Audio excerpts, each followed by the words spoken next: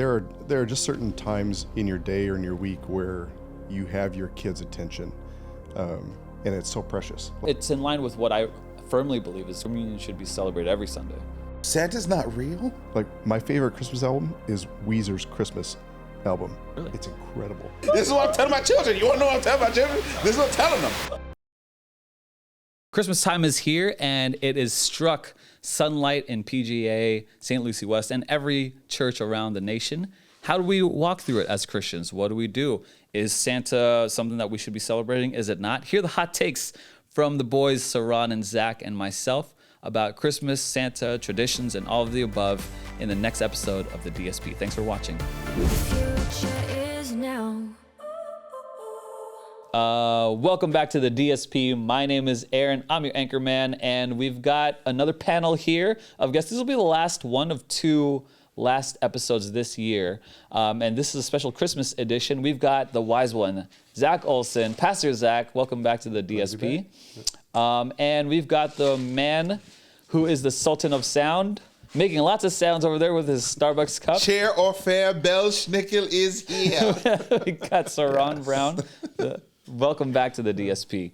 All right, we're going to talk about Christmas here today, guys. Tis the season. Tis the season, yeah. Do you guys have any exciting Christmas traditions that you guys do with your families or have done previously? What are some Christmas traditions you guys might have? And so my wife is Miss Christmas Tradition. Is she really? Oh, man. Yeah, so much.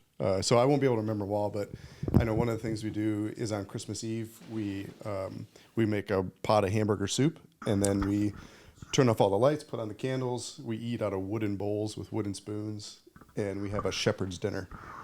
So we read the story of Luke 2, and then pretend like we're the shepherds out in the field. Interesting. Yeah. Okay. You should start with the shepherd. It's like the wooden bones, bowls and wooden spoons. Have you ever eaten with a wooden spoon? Yeah, I have, but it's like, I don't know. It's not easy. I got one at Synod from World Renew. They gave out wooden spoons. It's my favorite spoon right now. There's something about the texture of the wooden spoon. All the bacteria that lives in the wood. I'm like, just makes the food taste better. Yeah, like wood is porous, so over the years it's gonna soak up all. I'm seasoning the spoon. I'm like, yo, this spoon is so I don't know if you're seasoning it. Is that the right move? I have no idea, but I love that spoon. My child was using the spoon the other day. I'm like, where'd you get that? There's my spoon. It's like, I just wanted to use it, never touch it again. It's like turned from a brown to a black. There is a hard line on it. Yeah. Like, this is as far as it goes in my mouth for sure. There's certainly So different. is that all the way in, or like halfway, 3/4 of the way? This. Do you know, there's some people who eat, when they eat a spoon, like it's like the whole thing goes in and then they wrap their lips around it. Well, I guess no, I it depends do on not what do you that. It's just the circular part of the spoon. I mean, at the handle too. No, like just the circular part. I'm not attacking this spoon and trying to eat the whole thing. I just put the spoon in my mouth like a normal human.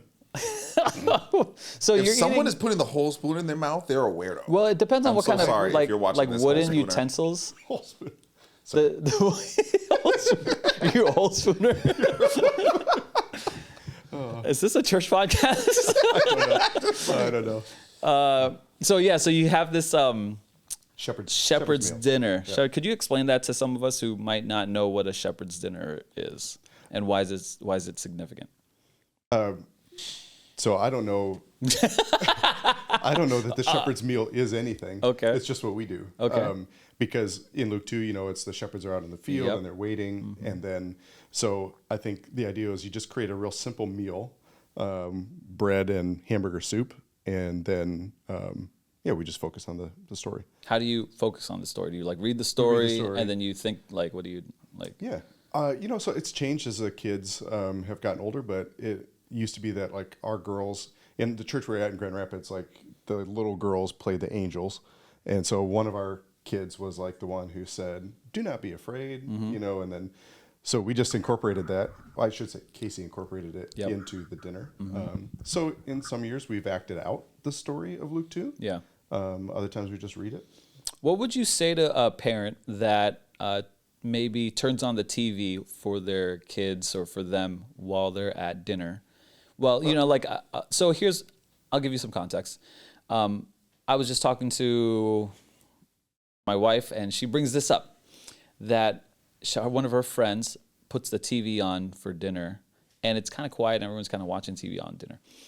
And then I hear the Olsen family, dressing up as shepherds and reading the Bible and have candlelight, right? Yeah, and so it's two different. And they sing, "Hark the Herald Angels Sing." Yeah, right. And so I see different pictures here, and not saying turning on the TV during dinner is wrong per se. I choose not to do that myself. But how does that play? Like for people who might have a different way to have dinner and might have never done this shepherd's dinner, like what are some of the benefits? What do you hope to teach your family or your kids, or what do you hope to do and accomplish by doing this?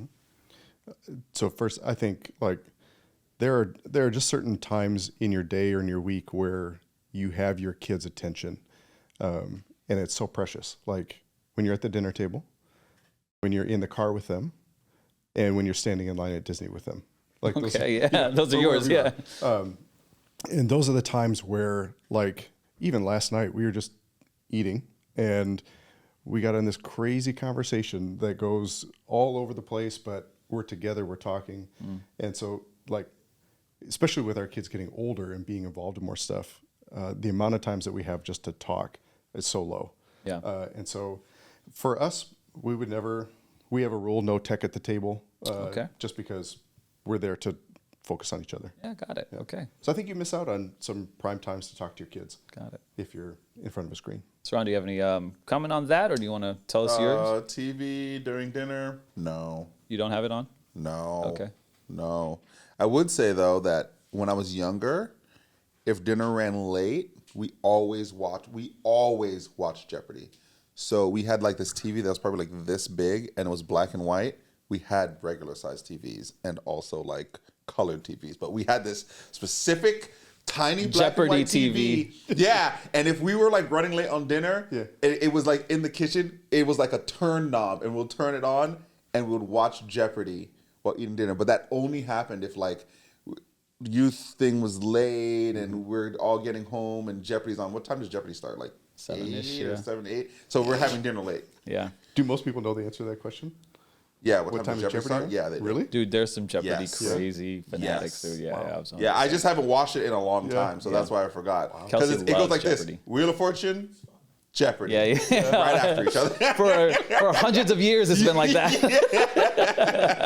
Yeah. Oh man. Seron, what's your? But we don't do that, and kind of very similar to the tech thing. I try not to answer calls or anything on my phone. Yeah. And we just enjoy each other's dinner. My kids aren't as old as you guys, so the conversations are different. But what I've realized with Brielle is that I can see the conversations advancing.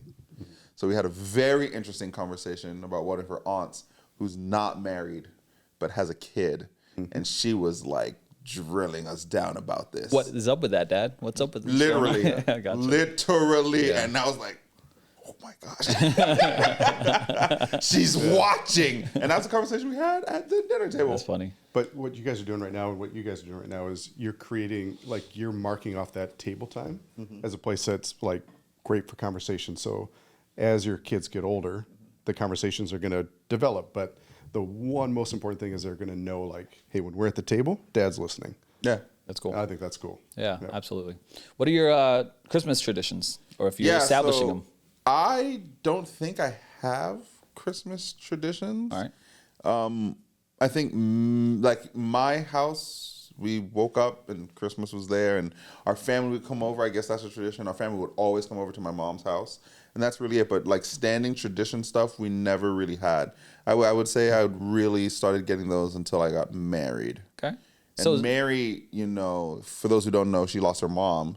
So she's really big on making these memories and these standing things with our children. So she's tried to develop some of those traditions. Got it. So setting up the tree together. I never really did that. I would come home and my mom already fully Christmas-ified the whole place. It's done. Yeah, I never did any of that.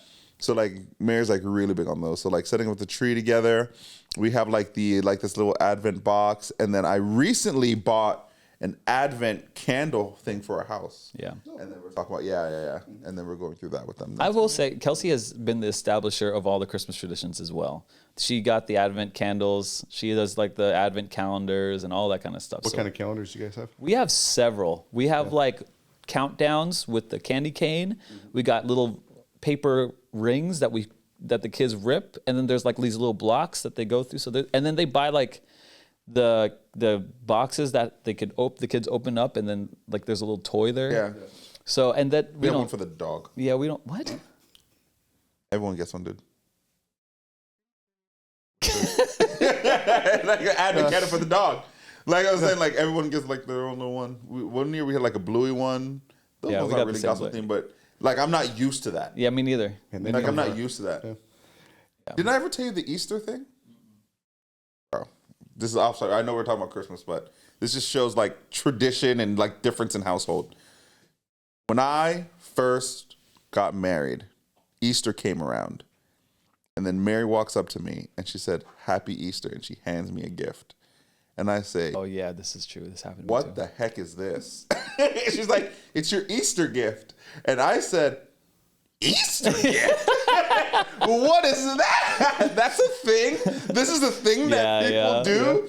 And she's like, "Yeah, people get gifts for Easter all the time. Do you do that?" Well, like Easter basket? Yeah. Presents? Never. Yeah. Never. I thought that was just a thing that you just see. I didn't know it was real. Yeah. So then, this is the funny thing. Easter then comes around and we have a kid now. My mom walks in with Easter baskets for the kids. I'm like, "Oh, you knew about this. Oh, this is something you knew. You chose not to have this tradition with your own child. You owe me 18 years. You owe me 18 years of Easter baskets." Do you give Easter baskets or Yeah, Easter? You do? do. I've never, Yeah, I've that's never, what I'm I've never had an Easter basket Oh, man. gift or We do Pentecost is big. Pentecost. Yeah. Oh, 'Cause yeah. In my mind, like that's the gift of the Holy Spirit to the church. So it should be a gift-giving holiday, I think, for the church. So we do that. We That's give in one of my Pentecost notes. gifts. That's in one of my notes. I had 4 That's a people good ask me point this there. year, "Hey, what are we doing for Pentecost?" And that just reminded me that What I wrote are it down we? on my Who? phone. So who asked? Like, the don't say who, but like Oh. who?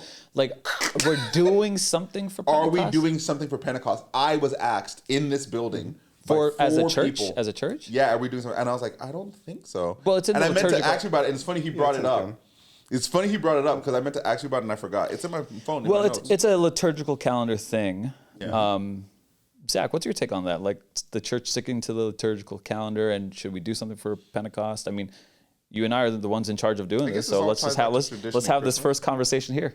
Yeah, I mean, I'm in favor of it in the sense that if nothing else, what it does is that it makes us reflect on something that maybe we might not throughout the year. Yeah. So Pentecost, the coming of the Holy Spirit. I mean, just looking at our sermon series, we haven't really done any on the Holy Spirit particularly, so it's a good moment to pause. In Christmas time to follow Advent and everything, I mean, it's so good to remember that like for a long time the Savior hadn't come. Yeah.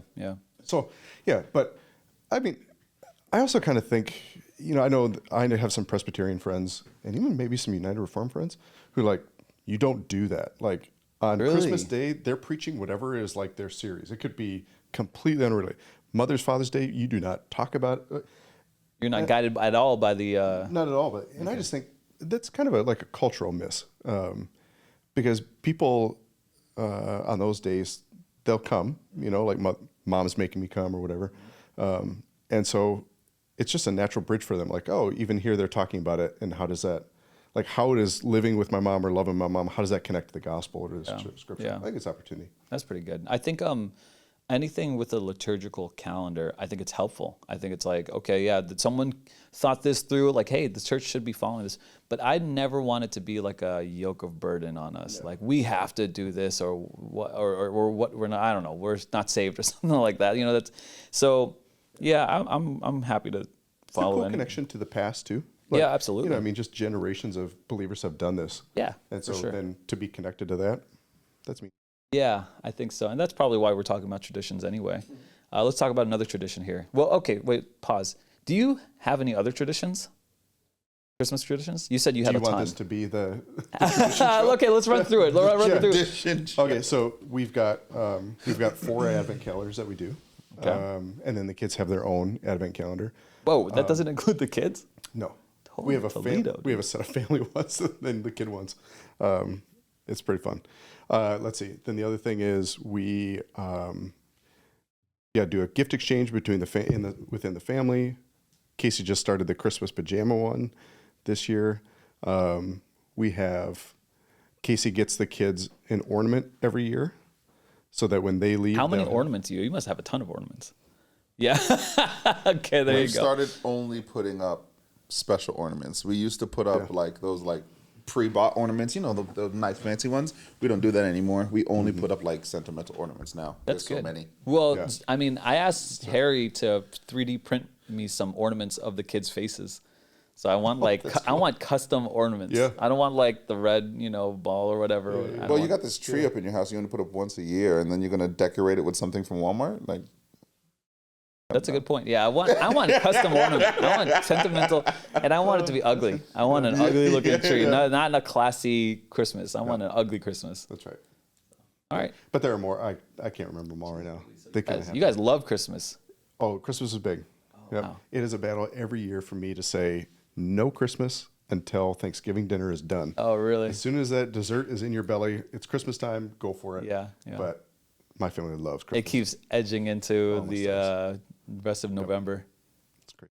Yeah, I remember the first time when I was dating Kelsey, I had gotten more than one present from her, and I was freaking out. I was like, I get I get 3 presents? What's going on here?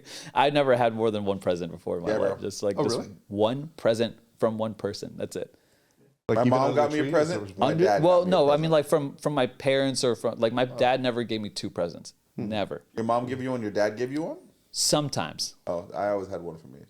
It was a good year. I grew up poor. We grew up poor, man. We were. It was a tough spot for us, but happy times. Yeah, sure. All right, let's talk about another tradition. Santa. Belschnickel. Gone. Do you guys do Santa at your house? We talk about him just as a part of like the culture of Christmas, but we've never. They never believed in They've Santa. never believed in him. Did you go out of your way to say like he's not real, or like did you just? Yes. Did you went out of your way I to say didn't, like this is not but real? I think I'm more interested to hear his approach. There's no white man coming down a chimney giving you nothing for free, Brielle. Dad went out, mom went out, and we. What do you want from me? What do you want from me? What do you want from me? Church podcast, it can be whatever you want. This is what I'm telling my children. You want to know what I'm telling my children? This is what I'm telling them. There ain't no black man coming down the chimney giving you nothing for free. The race don't matter. Ain't nobody coming down a chimney giving you nothing for free. One, if they give you, even Oprah gave cars away for free, and guess what? The IRS said you got to pay tax on it. So I'm going to tell you that straight up. Nothing is free. We went to work. We worked hard. God blessed us. Be appreciative. This did not just come out of thin air. I hate the thin air concept. Connected to this, and feel free to cut this, but I'm listening to the book Business Secrets from the Bible right now. Okay. And is it by that Jewish guy? Yeah, Daniel Lapin. Yeah. And he was making a point of like, why are some nations prosperous and others aren't? And he said, because in Hebrew, there is no word for like winning or earning money. It's just earning. So everything is earning, and that's your mindset. In English, we have a distinction, but in like Spanish and French, earning and winning are the same thing. And so like getting something for nothing is in their culture like the same as earning it. I just thought about that. Wow. It's like, so you're really setting your kids up for success. Ain't nothing free. I think that's deep. There's man. a cost everywhere. If there is no word for winning, or rather getting something for free, everything has been earned. So like, what would be the word for like? It wouldn't be charity. What would be the word for getting something with no input or? Well, so his other point is that like when we play the lottery and we win the lottery, we can talk about it like we earned it. But the reality is that won and everybody else lost. In the Hebrew mindset, money transactions and good transactions should always benefit both people. So like I'm giving you something for something, Yeah. we both win. Absolutely. If I'm giving charity, like I'm working out of a heart condition shaped by God, so I'm winning by being obedient, and that person is winning by receiving help. Yeah. Yeah.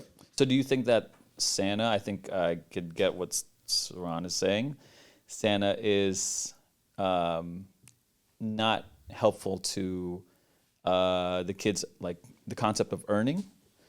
Or is it like something fun? And I wish we had a Santa person on here. I just don't kinda like the idea of teaching your kids that you wake up and things are just under a tree magical. It appeared. I do not like that. I do not think that's healthy. I think that them, literally from 5-year-olds, I just woke up and my Barbie dream dollhouse is just under here. Oh, Santa, you're amazing. No, you woke up and your Barbie dream house is under there because your dad woke up. Went to work. Seriously. woke up every day of your life. Seriously. Woke up, paid other bills, make sure that this fit within the budget. Like, for real. Like, it is a real thing. I'm not saying at 5 years old, she doesn't need like that deep of concept, but she at least needs to understand this did not come from nowhere. Sure. I'd be okay with like some of the magic of that. No magic. I think it's special. I mean, because what's the age where kids stop believing? When I see a 14-year-old looking on his phone, and I'm like, what are you doing? And he's like, I'm watching the Santa tracker. What's the Santa tracker? It shows where Santa is currently in the world. NORAD, the government agency, they do it every year where they kind of You know this kid, and I ain't even going out him. 14. That kid still thinks things come from nowhere. There's a 14-year-old that believes in... No, that can't be true. Yeah, there's it right there. There's Santa. Yeah. Jeez Louise. Yeah. I don't think that's healthy. I think it's dangerous. That's not... well, okay, I don't know. I'm not going to put this out. That's crazy. It doesn't mean And I then- don't know about that. Santa's not real? You've lied to us? So I actually heard. So I have a friend. I have a friend who believed in Santa until they were like older, and that questioned her belief in God for sure. Like it was a. I mean, I'm not sure aren't you- that what else happens to aren't you everything, telling huh? Like, what else aren't you telling Yeah, us? yeah, exactly. There's And she's a, like, is even God, if your child doesn't say something explicitly, there's something under there that said, yo, they lied to me all this time about this man that just gave stuff for free. Well, I do like I like the origins that's what it of is. Santa. Obviously, is a Christian origin of Santa, right? Saint Nicholas. You don't know about this? I know about that. Are you sure? Because you're looking at me like you don't know I about know this. St. Nicholas would go to the orphanage and give toys and stuff. Yeah. What? No. Is that not the origin? Oranges. Origin? Oranges. Oranges. He gave oranges. I thought he gave toys. I don't think I don't know that I don't any think of this is true. oranges were true. He was Irish? No? He Saint would put Nicholas? oranges in people's shoes. I just had this story. We just read it. And In Germany? and I thought he was in Ireland. And he punched someone in the face. I thought he was I have Irish. Yeah. Look it up. Is I know he German about or Irish? Oh, he's magic. That's what he is. He's northern Polish. he's northern. I don't want to make this. Episode I don't know about Santa. the original Saint Nick. All I know is about my Saint Nick, Chris Kringle, and I am not aligned with him at all. This clearly is not where you come for historical accuracy. No. Let's turn the page here. I don't want to make this all about Santa bashing. Like this section is How can I bash someone the who doesn't Santa exist? bashing. But I mean, when we merged though with Exponential, they had a tradition where their drummer would dress up as Santa, and for the Christmas Eve service, they would get pictures with him. Yeah, I'm not gonna lie. When you did that, I was like, "Is this all right?" I don't know. I'm just gonna let him roll with it. But Yeah. I don't know. What was the kick or any kickback or feedback on that? I should say. No, I don't think really. And we were so new. Yeah, At that yeah. point, I mean, it was I think if we had it now, Yeah. there would be some pushback on it. Really? Yeah. Okay. And we're not. I mean, we don't do that anymore. yeah. And you've only had 3 Christmases under Yeah. this included. This is so number 3. Yeah. so that first year when PJ got online and you guys had that Santa. I just heard about it. It's like, yeah, we're having a Santa come through. I'm like, Santa come through. I'm like, Yeah. is And this I'm smart? thinking like, I'm developing a working and relationship and friendship with Steve. yeah. It was We're more trying than to merge these just about things. Santa. So It was it's trying not- to like, It wasn't about Santa. yeah, no, it wasn't about Santa at all. Elf on the Shelf.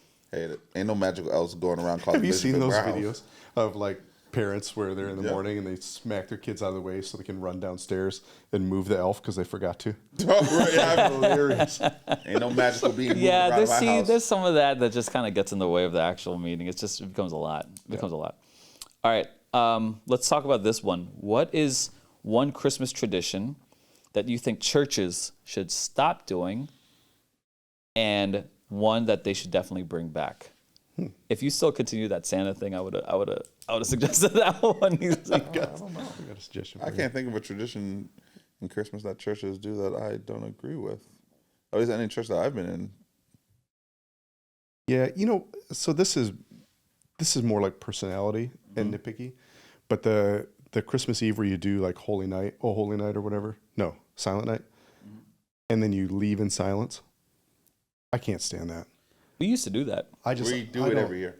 Wait, this year in Christmas? We've done it every year since I've been here. Yeah. We're doing it again. And we'll do it too.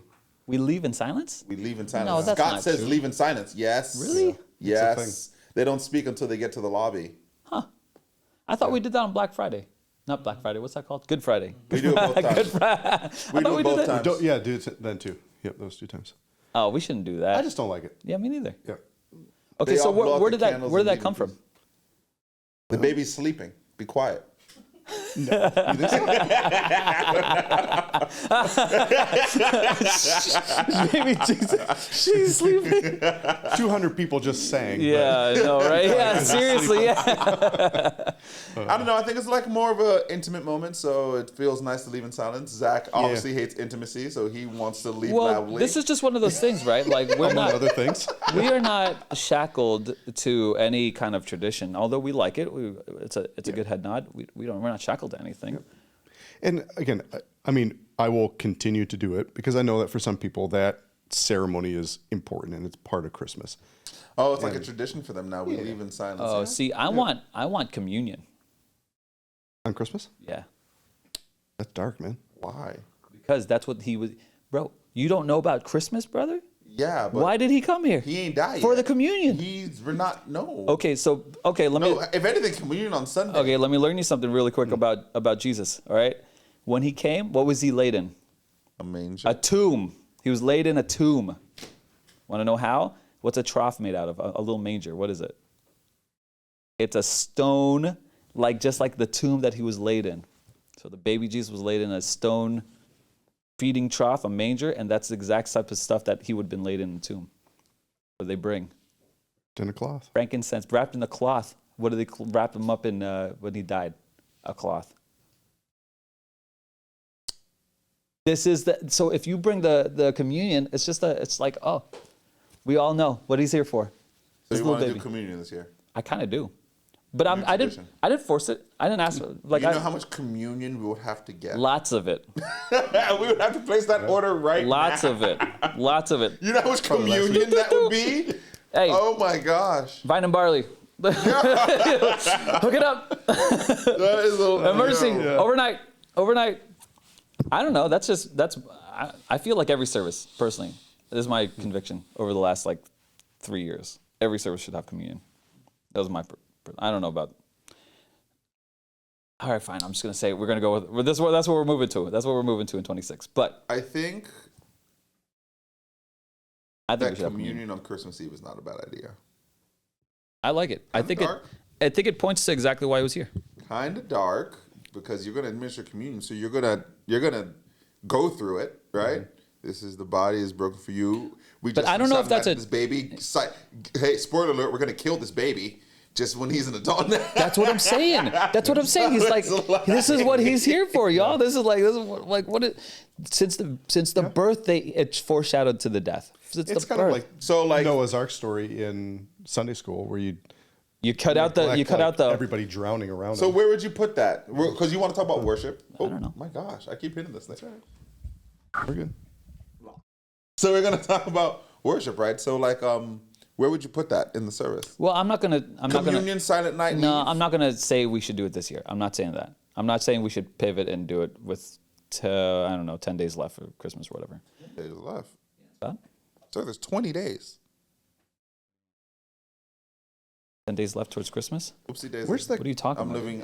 It's Hey, it's be the quiet, 11th. be quiet. Is the gospel quiet. in Silent Night? Math is hard. Silent night, holy night, round young virgin, mother John. I mean, not totally. I don't think it talks about The death or anything, yeah. or no. even that he's like an atonement or a substitute or anything like that. Wow. So that would be hard to. So change it up. We would have to do different. Mary, Did You Know? Oh, see, that's a great Christmas song. Did you know that he was going to get crucified, died, buried? Did you know all this? You kissed the face of Jesus. You kissed the face of God. Dude, whenever the Right after we swells take right there, communion, that and then is. Scott's like, go in peace to love. Yeah. You're walking past in the lobby. on. The baby's in the manger. We love it. Sorry. That's.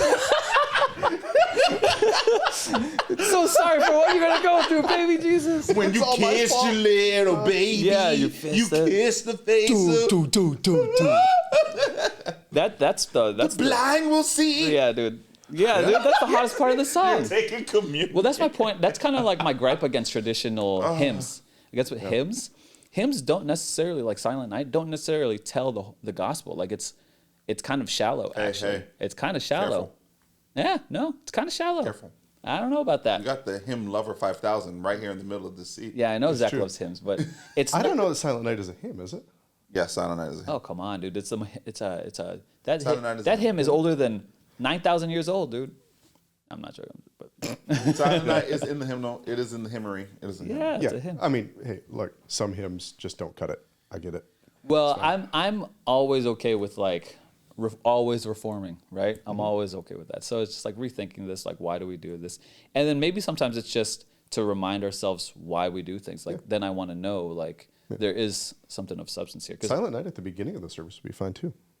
like I don't know why we leave in silence every time. I didn't even know we did it. So there's that. Maybe I'm just so bogged down with everything else, but I'm getting like, Mary, Did You Know I'd be the last song? I would not be opposed to that. me neither. I don't really care. Especially if you explain like, here's With why. the flute Yeah. on the piano.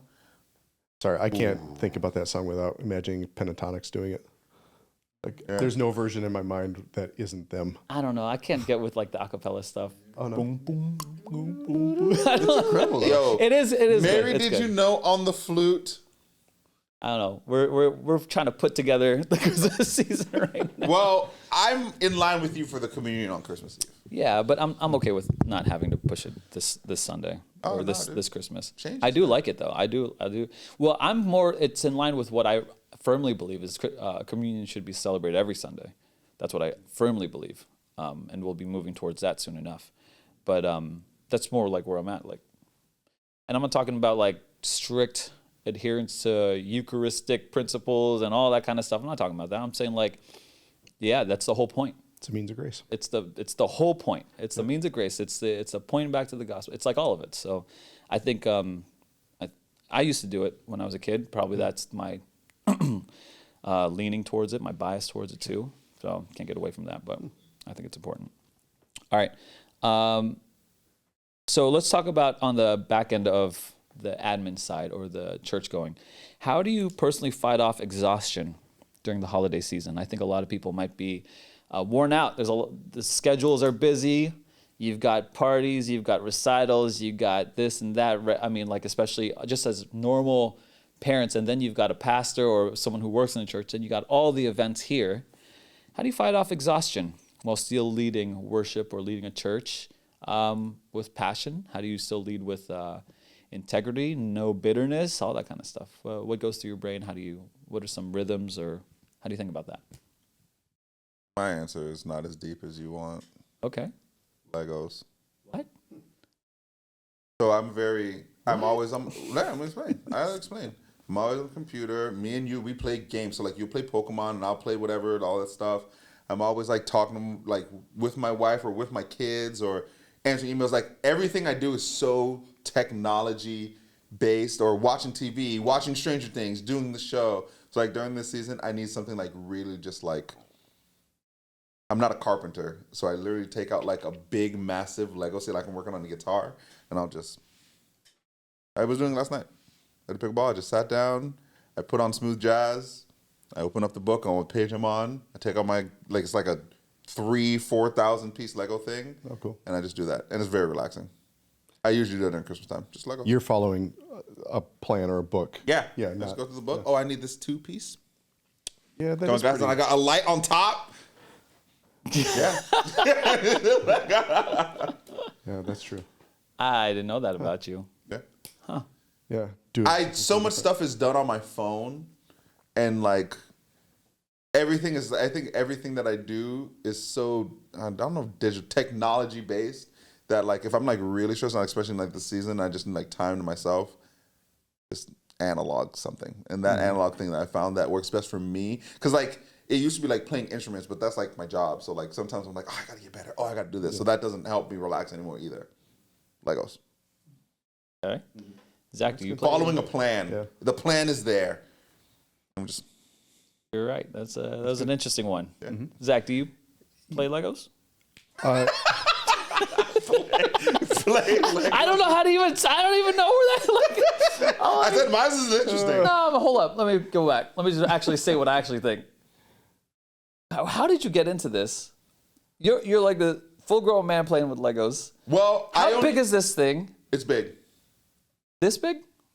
Oh, well, this one is like the one I'm doing How right much now. time is this spent? It's an electric guitar, a Fender edition electric guitar with the stand, with the amp. The amp has internals, so you have to like put all the little capacitors and stuff in there. You can swap out the body for like a red one or a black one. It's big.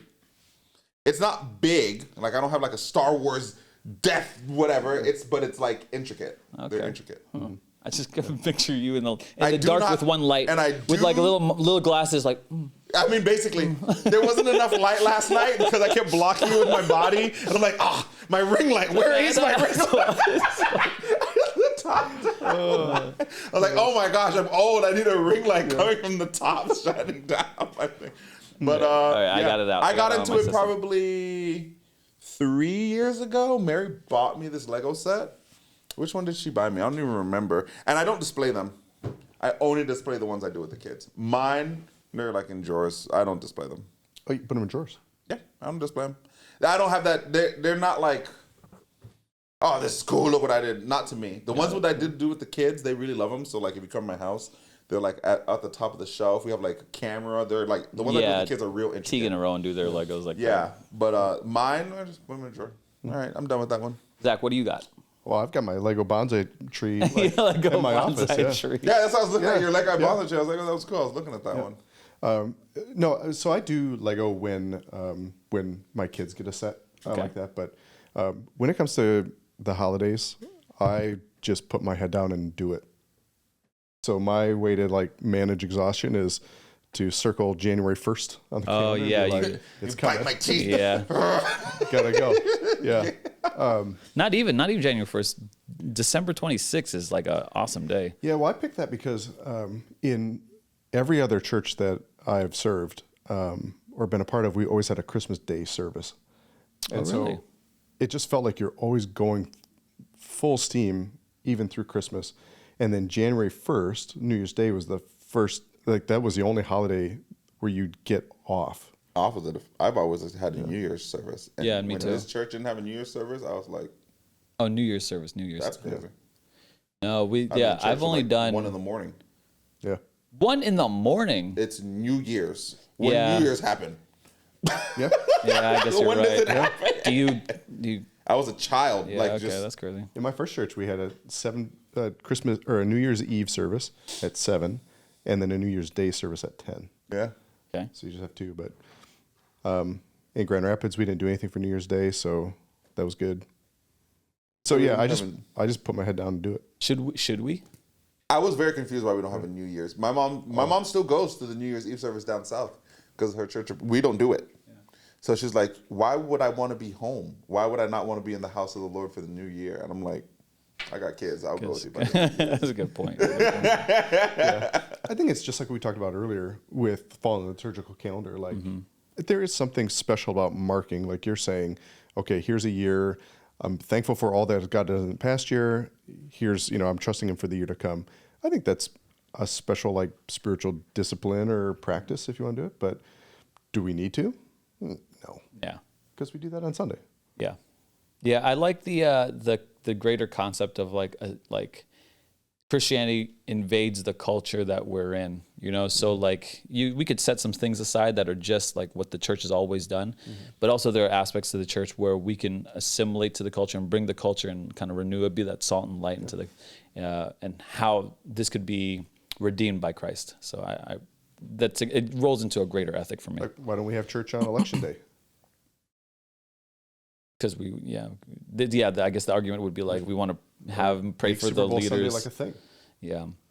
What do you think about the churches that cancel their services if Christmas falls on a Sunday? I'm sorry, if Sunday falls on Christmas Day. Rather reverse. Churches do that? Yeah, you said that earlier. Yeah. When Christmas Day falls on a Sunday, churches will cancel. Some churches, I don't know. I would say that I don't know enough about why they're doing it to cast any kind of judgment. I mean, I could see if you're if you're a church plant, let's say, or a church that is not like a denominational church and there's not a long history, everybody's been there less than 5 years, let's say. I think it's practical. Like most people are probably going to say, you know what, it's Christmas morning. We got all these things we do. Church is not one of those things. So let's zoom out. We've been hitting on like the tradition theme versus like adhering to it and not adhering to it. What's the role of tradition in the church? That's it's opportunities to retell the story of God and his redemption plan. And that's very like Old Testament as well. Think about all the piles of rocks there are in Israel that are just like monuments to God's deliverance and what he's done. Or there's the Passover meal, which is a tradition that God gave to remember delivering from Egypt. So I think they're great, particularly like I think about it here in South Florida. I was just in Grand Rapids to visit family and everything. And, in Grand Rapids, like, because that's where I'm from and that's where all my family is, and I have a lot of friends there too, I feel really connected. So there's a level of familiarity that I have in West Michigan that I don't have anywhere else in the world. And yet when I come here, I'm connected here too, and I got great friends, but those kinds of traditions that we get to do with the church are like moments of familiarity. So especially in an area where a lot of people are transplants or they move in and out quite often, to have the church be a part of these traditions is like an island of stability. Yeah. It's a way to belong. Yeah, that's a good way to put it. An island of stability. I see tradition as more as for training for the children. Mm-hmm. For sure. Yeah, I think that's not too far off of what Zach is saying, for sure. It's like a reminder of like, hey, this is your story. This is where you come from. Yeah. This is where you're a part of something. This is how we do it. Yeah. And it helps to get passed down. But then I also am very used to having Christmas Day service. That's another thing that we don't do. That's kind of weird for me. Would you want to do a Christmas Day service? It would not bother me, actually. Yeah. I don't think it'd bother me either. I like the idea. Yeah, I like that we don't. You like that we don't? Yeah, I like that we have Christmas Eve. But again, that's because for 15 years I had Christmas Day. Oh, yeah. So it's a personal thing. Yeah. So because it's like, I didn't grow up in the church, so Christmas morning was always like present time and whatever. I couldn't open just till 6 p.m. 6 p.m. Yeah. See, that's the thing. My whole family had to be there. We'd get up and be like, well, we can't really open them now because we have to go to church. Yeah. So we'll wait till after church. But we can't do that because we opened presents Christmas Eve. Oh, I can't stand that. No. That's like every Hispanic family and a Filipino family, I swear. We don't do Christmas morning. It's Christmas Eve. Yeah. They're like, it's Christmas Eve. It's about to turn midnight. We're passing out the presents. We're opening it up. Yeah, that's great if that's your thing, but I can't get into it. No. That's great. It's not Christmas yet. Because then you wake up, you're like, all the presents are done, and then what do you do the next morning? Yeah. Make breakfast. Go to church. Yeah, you make breakfast. Yeah. Go to church. How should Christians then think about confronting like what probably isn't tradition, but secularization of Christmas? What's our role here? Say we're just, we're listening to the podcast or something like that. As a Christian, what's your role during Christmas? How much should you fight the secularization of your house in Christmas? How much can you adopt maybe not worldly is not, but like cultural, like Christmas stuff, right? What's your take on this? Should you stand up apart, like, hey, in defiance, like, hey, this is Christmas, put the Christ in Christmas, or like I'm asking some more practical ways that we could live as Christians during Christmas.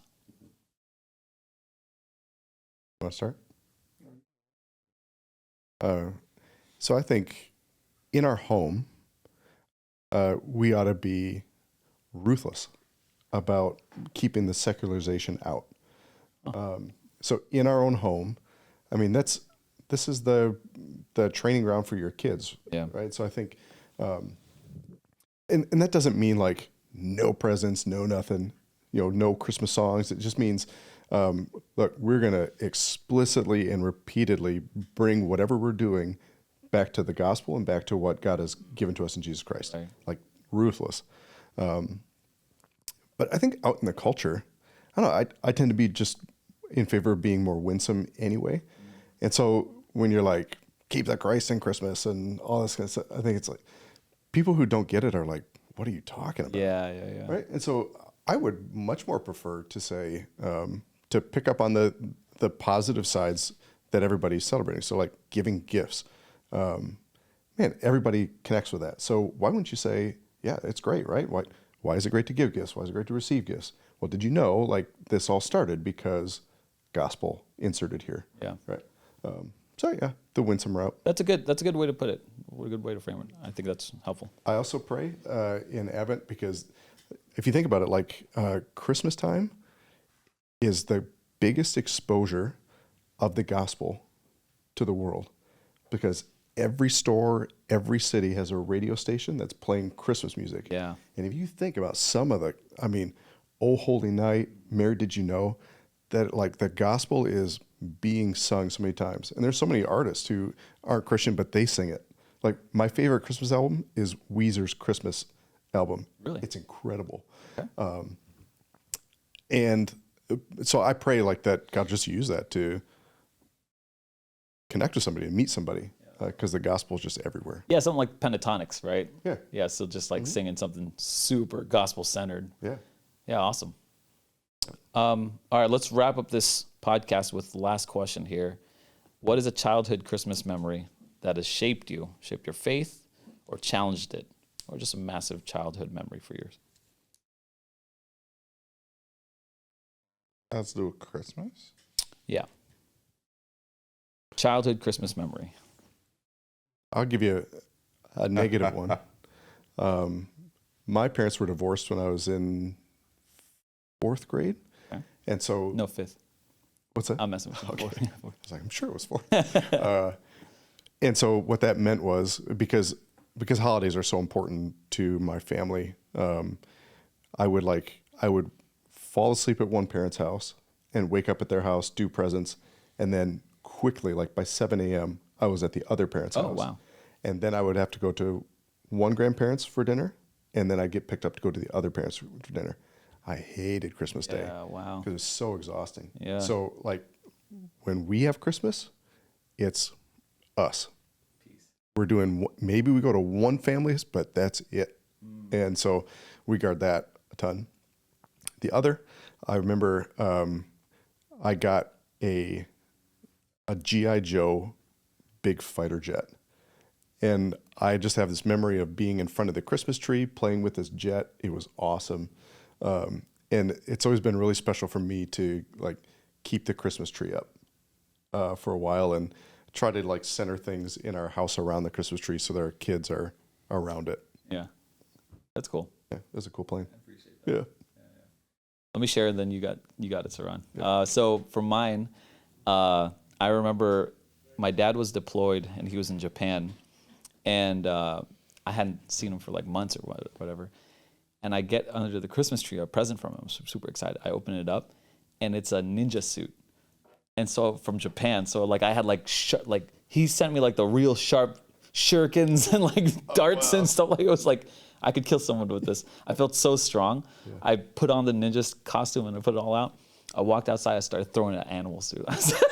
It's like I'm like trying to find like little animals. It went into the bush. I'm like, and I just felt I was like, yeah, like my dad loves me from like way in Japan. Like I felt like I'm a ninja. So I had like the mask and everything. So that was the connection for me. All right, Seron, wrap it up for us. Mine's is sad. Okay, this is a great way to end the podcast. But it ties back into the everything is earned, nothing is free. When the PlayStation 2 Slim came out, I really wanted one. And I wasn't doing good in Spanish. Other than that, I was a pretty good student. But my mom knew that, and the progress reports or whatever was coming out, or report cards, or one of the two, I don't remember. And she said, how did you do in Spanish? And I said, oh, I did great. I lied. I got my PS2. Need for Speed Underground 2 also came with it. At that time, they mailed progress reports or report cards. I can't remember. It had to be a report card. It had to be midterm area. And first C, by the way. This is my first C. I got that C. I'm playing Underground 2 at this time, and my mom saw it. She took that PS2, took it to the backyard, obliterated it. Her money, her thing, that PS2 was gone. Destroyed. Earned things. They are not given to you. They are earned. So what did that set? How did that sit with you? Chris, you earned things. Yeah, were you shocked? Were you crying? I was like, I cannot believe she did that to something. One, mine that was given to me, and two, she paid for it. But these things are earned. They are not given. You earn things. Okay. So when you see Seron's girls out in the front yard, like doing landscaping and stuff. Yeah, you earn your presents this year, kids. For every hour of work, you get My mom a present. was very sperm on like, I cannot have a job. So like a lot of people were like, oh, my kid's like 15, go get a job. You have a job. It is school. Your job is school. Until you graduate high school, that is your job. If you want to go off to college, fine. My mom really wanted people to go off to college. That's what she wanted. But your primary focus is school. That is your job. We go to work, so you don't have to. Your job is school. You do your grades, you submit them, you do your homework, you submit them, you do it. That's your job. That is your primary focus. Okay. That probably does something to somebody when they're growing up, right? Yeah. As you could tell here from Seron's retelling of his own childhood trauma here, that this guy's like, you will do this. Have you smashed any of your kids' toys? No, but I have thrown them away. Yeah, of course. So I stand firm, like, hey, you can't keep leaving this out. I will throw it away. You can't keep leaving it. You left it out. Let's go throw it in the trash. I don't care how much I paid for it. It's in the trash. Mary would complain a lot about that in the beginning, but now she's like, throw it away.